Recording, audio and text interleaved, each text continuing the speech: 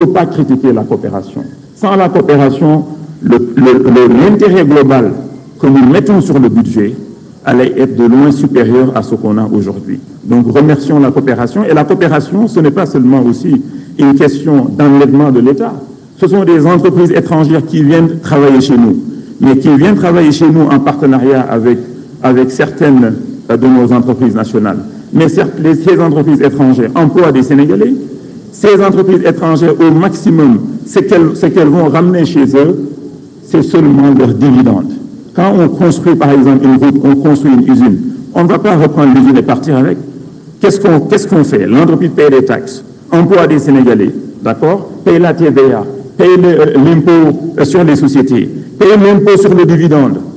Mais quand on investit, qu'on soit étranger ou sénégalais, on a le droit de reprendre son capital, de reprendre ses dividendes. Ça, c'est normal. Et on est dans une économie ouverte, on a la mondialisation. On ne peut pas être une économie fermée. Ce n'est pas possible. Ce que l'État va faire, c'est de développer, de soutenir nos entreprises nationales pour que ces entreprises-là puissent compétir donc avec le secteur privé international. Cela m'amène à parler des questions du financement. L'État a créé des instruments. Certains députés ont parlé du Fonds 6 et du rôle du Fonds 6. Donc je vais m'y attarder rapidement, le rôle du FONGIP également. Le Fonds 6 a été créé pour prendre des participations dans des projets stratégiques, pour prendre des parts. Ce n'est pas un prêteur. Le Fonds 6 ne vous prête pas et demande un remboursement ou demande des garanties, comme le font les banques. Le Fonds 6 vous dit, votre projet il est intéressant, je prends des parts. S'il marche, je gagne avec vous. S'il ne marche pas, je perds avec vous. Donc c'est un capital risqueur. D'accord? Fonds 6 également nous aide à amorcer des projets stratégiques de l'État. Regardez l'hôpital de Touba, Matlaboul Fawzeyni. C'est un hôpital qui va inaugurer en septembre 2020. C'est un financement que Fonds 6 a levé sur le marché bancaire et exécute avec brio ce projet. Polymède, qu'est-ce qu'on a fait? Polymède, le Fonds 6 a fait un PPP avec l'hôpital de Mbou et a pris en charge tout ce qui est imagerie médicale, tout ce qui est diagnostic. Et aujourd'hui, vous allez dans cet hôpital, pour tout ce qui est diagnostic, vous avez un service de qualité comme dans un hôpital privé, mais avec des tarifs publics. C'est ça les financements innovants. Et c'est ça que nous voulons répliquer avec le Fonds 6 dans les autres hôpitaux du pays, dans différents projets stratégiques de l'État.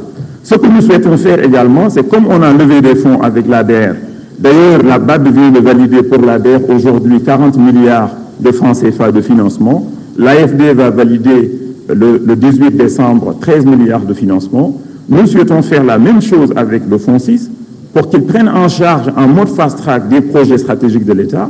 Nous allons faire la même chose également avec le FONGIP une fois que la mutation institutionnelle elle est terminée. Aujourd'hui, le FONGIP a sollicité la Banque centrale et la commission bancaire pour avoir un statut différent qui lui permet d'être autonome, qui lui permet de faire plus d'effets de levier, c'est-à-dire avec 1 franc de capital, de pouvoir prêter par exemple 10 francs ou 12 francs. Tant que le FONGIP n'est pas autonome, n'est pas une société anonyme détenue à 100% par l'État dans un premier temps, le FONGIP ne pourra pas faire de l'effet de levier.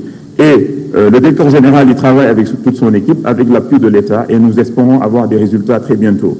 La BNDE, pareil. La BNDE, c'est la seule banque aujourd'hui que nous avons, certes, en dehors de BHS, de la Banque agricole, c'est BNDE qui a la Banque de développement des petites et moyennes entreprises, qui est détenue majoritairement par le Sénégal. Nous allons mobiliser des ressources de la coopération. La BNDE est déjà en discussion avec la BAD pour les lignes de financement. C'est des lignes de financement peu chères, c'est des lignes de financement à 2, 3 ou 4%, et la BNDE pourra peut-être prêter à 6-7% aux petites et moyennes entreprises du Sénégal. C'est ça, c'est comme ça qu'on va accompagner la BNDE. Mais également en mobilisant des dépôts de l'État vers la BNDE. Nous recevons de l'argent de la coopération dans le cadre de projets. On peut mobiliser une partie de cet argent en dépôt au niveau de la BNDE. Ça, c'est un point aussi extrêmement important. Je pense que j'ai fait le tour sur la ZLECA.